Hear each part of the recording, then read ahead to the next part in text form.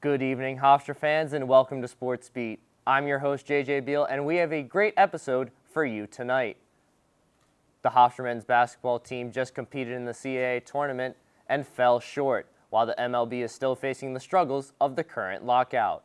The U.S. Women's National Soccer Team settled in an equal pay lawsuit with their federation, while the Beijing Paralympics are wrapping up this week. And earlier this week, our very own Eddie Fitz and Griffin Schmoyer met with members of the Hofstra Dance Team to try out some of the moves they use in their nationally award-winning routines.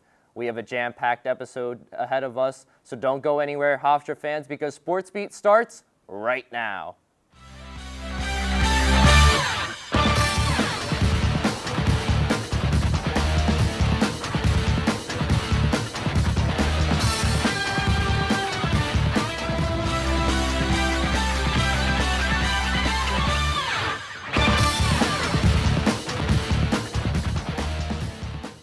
I'm here with Kevin Bunk and Santiago to talk about the MLB lockout.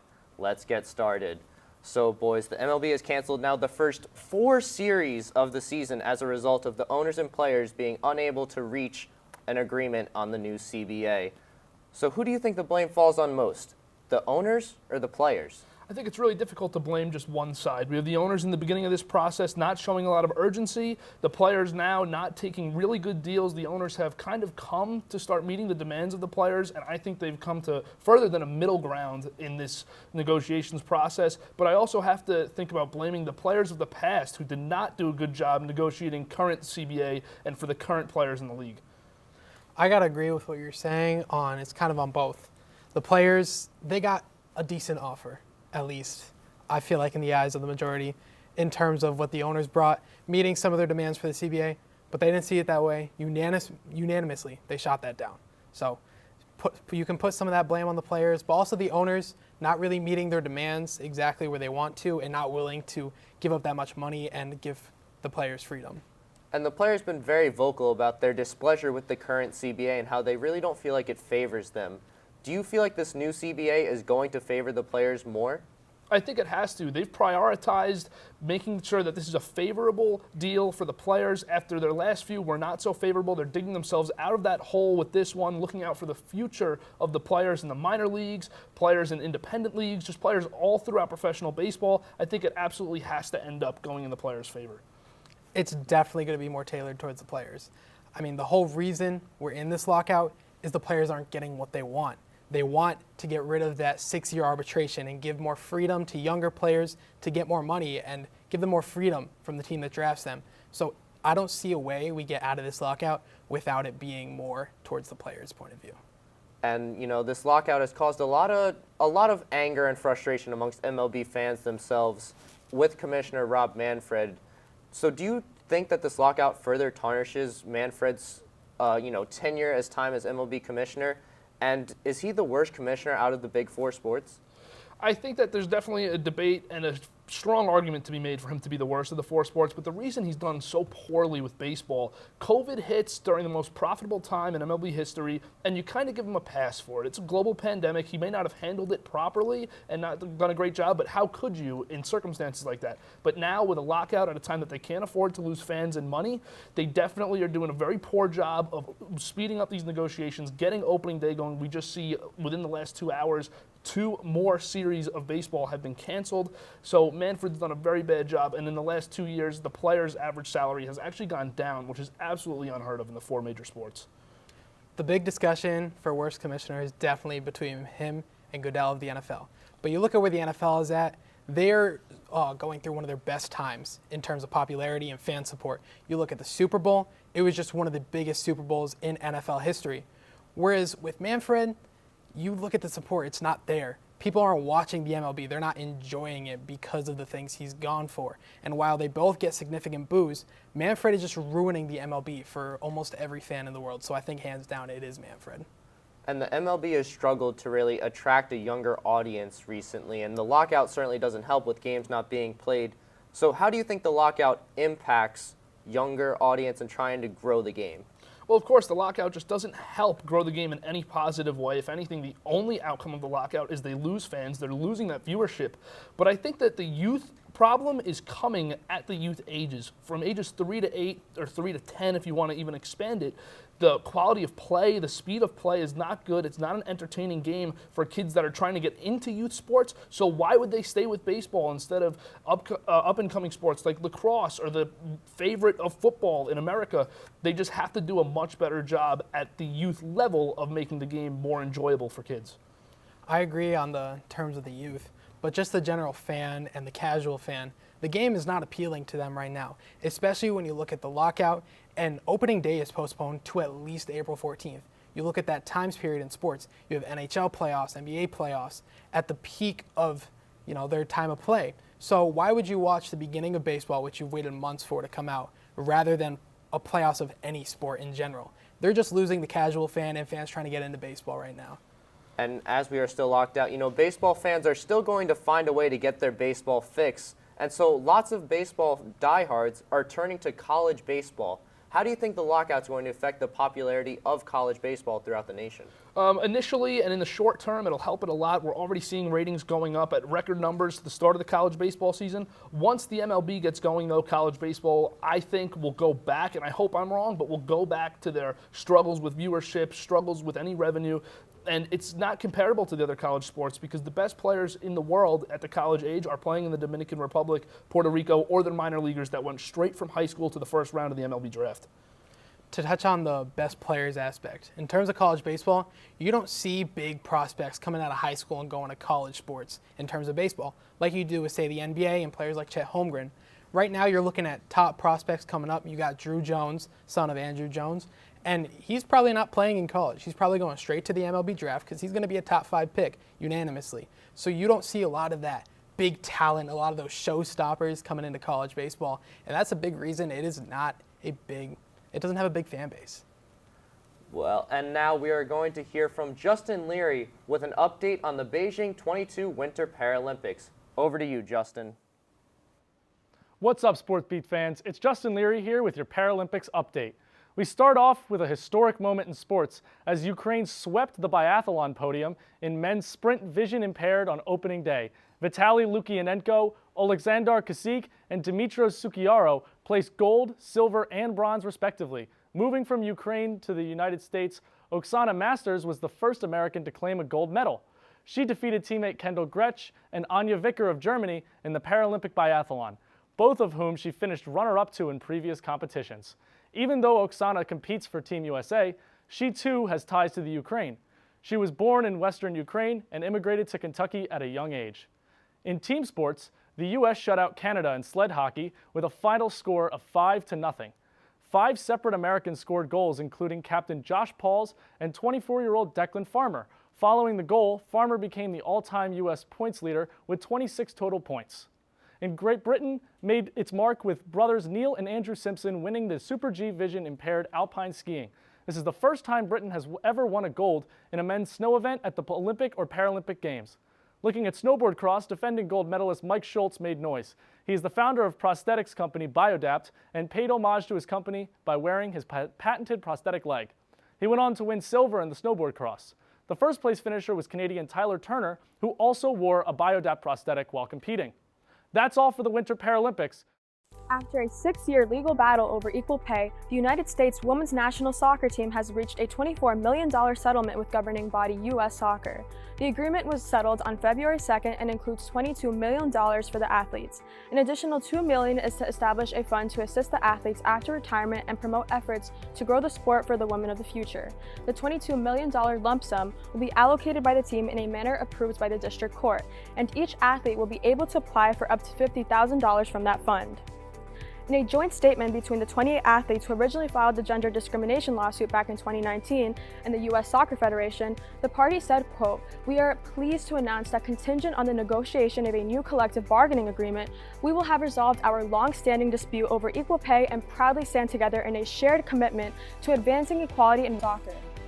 Following the announcement of the settlement, many athletes, both current and retired, took to social media to express their excitement. Star forward Megan Rapinoe tweeted, quote, "When we win, everyone wins." On the day of the settlement, Rapinoe and teammate Alex Morgan appeared on CBS Mornings to talk about the lawsuit and what it means for the team's future. But this is a huge step, and mending that relationship with U.S. Soccer is also a big piece to that, and we feel very comfortable and happy and proud with the moment that we've got to right now, because it is a huge win for us, for women's sports, for women in general, and it's a moment that we can all celebrate right now. I feel like the thing I look forward to and I'm really proud of is that, you know, the justice comes in the next generation, never having to go through what we went through. It's equal pay across the board from here on out, and I'm looking forward to continuing to grow the sport and to have this be a moment we look back on that signals a new U.S. soccer that we can all be extremely proud of. Though many of the athletes took to social media promoting the settlement as a positive, others held differing views on the news. Former national team goalkeeper Hope Solo was the most notable of those challenging the claim that the settlement was a huge win in the sport. On February 23rd, Solo posted this to her Instagram, emphasizing the fact that there are still more negotiations to be done. She also posted a thread to her Twitter stating this settlement is not a huge win, and called out Rapinoe and Morgan specifically for accepting terms that are nowhere near what we set out to do. Solo recently had Carly Lloyd on her podcast, Hope Solo Speaks, in which the former star forward discussed how the culture of the team had changed in the last few years. You know, even within our squad, I mean, the culture has changed. It was really tough and challenging to play these last several years. I mean, to be quite honest, I hated it. It wasn't fun going in, you know, and it was only for love of the game, really, for me. You know, that is, I wanted to win and I wanted to help the team, but the culture within the team was the worst I had ever seen it.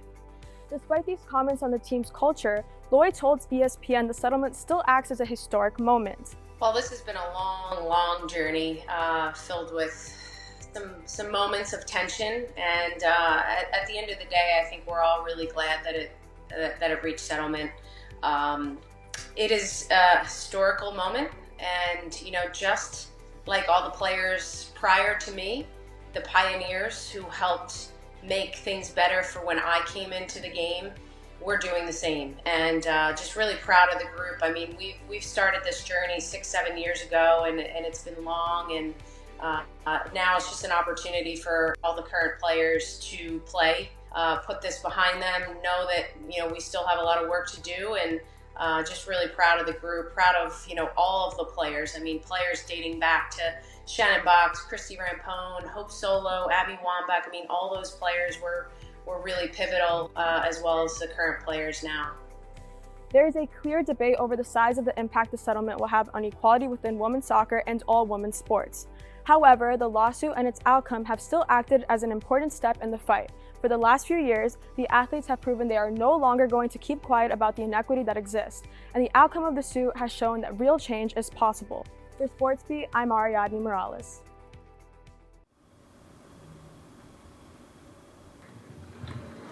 Hey guys! Hey, what's going on? How are the kids? Let's go. Right here. See you. 1, 2, 3. Ah, there we go. There we go. All right. Let's go. Hey. Right here. Ah, let's go. Right there. Let's go. Good to see you guys. First shoe. Kate and Willie. Oh my gosh, Kate and Willie, guys. It's so nice to meet you. It's so nice to meet you. Hi, I'm Andres. It's nice to meet you. My name's Andres. This is my first shoot. It's so nice to meet you guys. I can't believe you guys are here. It's so nice to meet you. Hey guys, I'm Andres. Nice to meet you guys. Rookies.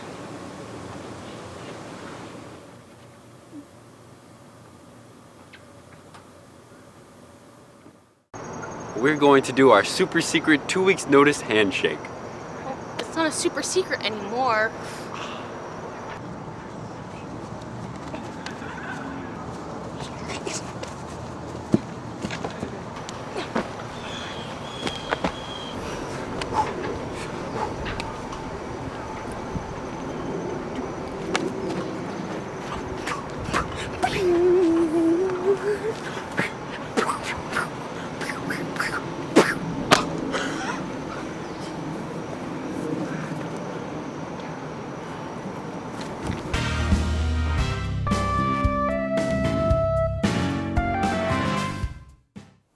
Welcome back, Sports Beat fans. I'm here with Eddie Fitz and Sam Yarnell to talk about the Hofstra Men's Basketball Team. Let's get started. So Hofstra's run in the CAA tournament came to an abrupt end on Sunday when they fell to the College of Charleston 92-76. So what are your main takeaways from Speedy Claxton's first season at the helm for the Pride? Well, JJ, I've got three main takeaways from this first season of the Speedy Claxton regime. The first of which is that their non-conference schedule in the coming years is going to get so much better. We saw Houston, Arkansas, and Maryland as three ranked teams that they played this year, and I think going forward it's just going to be more of that. More SEC teams, more Big Ten teams. He also preaches flexibility, does Speedy Claxton, and it works. He played guys, so many different guys off the bench. Jalen Ray, Zach Cooks, Caleb Burgess. They all came off the bench at different points and played incredibly important roles in their time off the bench. So I think that Speedy's flexibility is really showing in the team. And lastly, the resilience of his team. It really shows. They dealt with so many injuries over the course of this season. Zach Cooks, Jared Simmons, Kayvon Kramer, and they still managed to play good team basketball through all those losses. That next man up mentality, it's really strong in this team. You know, it takes a lot to put up 20 wins in a regular season as your first year as a Division I NCAA men's head basketball coach, but it takes a village to raise a team, and I think the staff that Speedy's been able to bring on in his first season is something that not a lot of coaches get right. If you look at Parada, Coach Serge, DePauli, and Colin Curtin, they all have either Long Island ties, mid-major ties, or ties to Hofstra themselves. It's like they're getting the band back together that never really left and has never even formed at this point. It's been lots of rainbows and sunshines, preaching on guard development and defense moving forward. I think that's going to be the keys for this team. And Eddie, you mentioned guard development. Perhaps the guard that developed most this year was CAA Player of the Year Aaron Estrada. The Oregon transfer showed out all season and really became a leader for the team. So how does that show new recruits the Speedy Claxton effect? Well, I think it shows, exactly what you just said. It shows that Speedy Claxton effect in and of itself. Two transfers were really the two of the most important players for this team this year. The aforementioned Aaron Estrada transferred in from Oregon. 47.7% is what he shot from the field this season. That is absurd. That's incredible. That's exactly what this offense needs. Averaged 19 points, 6 rebounds, 5 assists per game. That's incredible. He was the heartbeat of the offense. The heartbeat of the other side of the basketball, the defense, D-Stone Dubar. Gotta be. The transfer in from Iowa State, a lockdown defender. He led the team in blocks this year with 26, and he was third on the team in steals with 34. So D-Stone Dubar, Aaron Estrada, two huge transfers that play incredible roles in this team. And two guys who should be back next year in Pride uniforms, which I think speaks volumes about getting guys young in their career to come to Hofstra. But to me, it's about the recruiting class, JJ. Transfer portal, that is the cherry on top of this basketball roster. And for me, I would love to see what Speedy Claxton's been able to do with a full 4 years with a recruiting class. And when you're an NBA champion and you could say to a guy, hey, I turned a player into a CAA Player of the Year, come to Hofstra, you might be getting a lot of guys coming to Long Island real soon. And one of Hofstra's players that was here for 4 years, Omar Silverio. He struggled when the team needed him most this year. So how do you think that Silverio's unreliability was kind of the demise of the Pride? I think it was partially the demise of the Pride. I don't think it was the only thing that we can blame the downfall of this season on realistically. Omar Silverio plays a very niche role. He's that guy who comes off the bench and he'll shoot threes. He can play make, he can score at all levels, but he's really in there to shoot threes. And quite frankly, when you're coming off the bench, you can't take over 200 threes like Silverio did this season, and especially when you're taking that many, you got to shoot better than the 35% that Omar shot this year. Yeah, but Sam, in the season before, he shot just 34 threes and barely played and shot 30%. So it wasn't like the jump in average was going to make that big of a difference. If people coming into this season thought that Omar was going to be the main difference maker for this team, I'm sorry, but that was just going to sadly be a mistake. This is somebody who has not had a lot of playing time, comes in his senior year and has to play that bench role. In order to win that game against Charleston in the CAA tournament, they needed to score 93 points. I'm sorry, but this team needed to be better defensively. The worst moments for Silverio came at the end of the shot clock. The best moments came during transition three-pointers. And Silverio was able to contribute in transition, but let's stop looking at this season and let's take a look towards the future of this Hofstra team. While they may not be returning guys like Jalen Ray and Zach Cooks next year, Speedy Claxton seems to have put Hofstra on the map with not only top transfers, but top-tier mid-major opponents, top 25 opponents. Where do you see this program 5 years from now?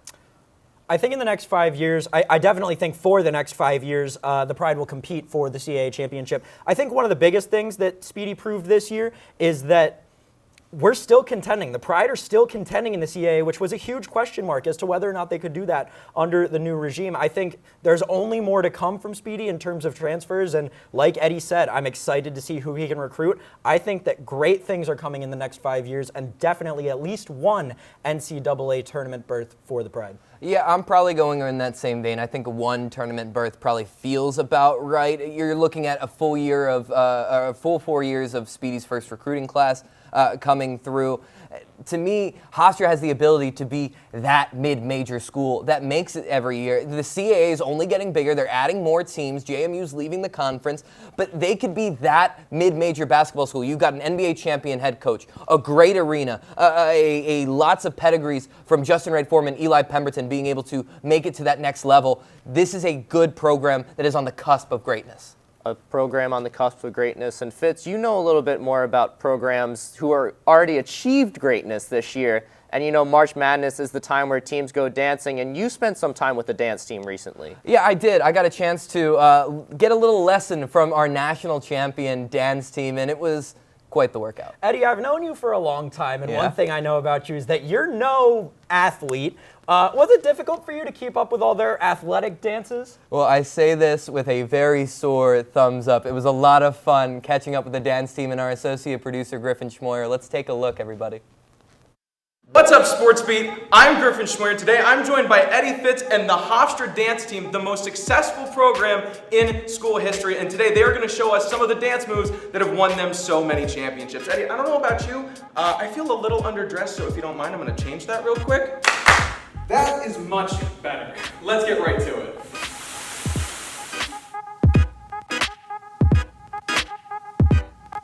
We are here with Stacy and Gab. Ladies, what are we learning today? We're going to teach you guys how to do toe touches. All right. Okay. Let's get started. Let's do it. Can't wait. All right. This one I should easily do. Right, so you're going to start with your legs together and your right knuckle over your left knuckle, and you're going to swing it up in front of your chest. You're going to swing it down and out to a T. So when we go out to the T, that's when we do the jump. Okay. And up, down, T.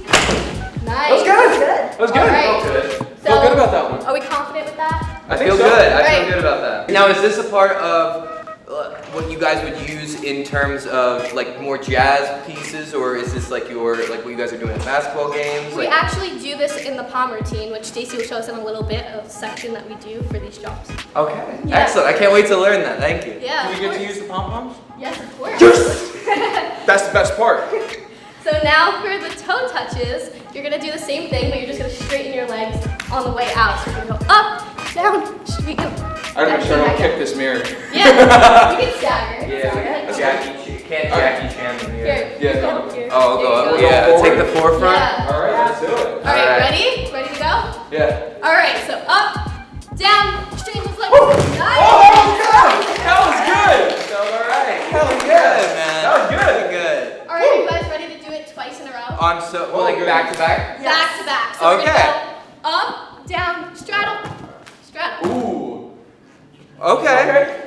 Ready? Yeah. So there's no like second like hold No, motion. It's there's just no. down and then back straight up into the T. Yep. Okay. T, bump, T. Yeah. Yep, there we go. That was good. That was good. All right, ready? And 5, 6, 7, go. Up, down, up, up. Nice. I didn't land well on that second one, but I got it.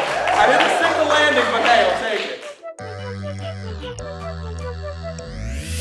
Now we're gonna teach you guys a chant. This is what we would do at the basketball games on the sidelines.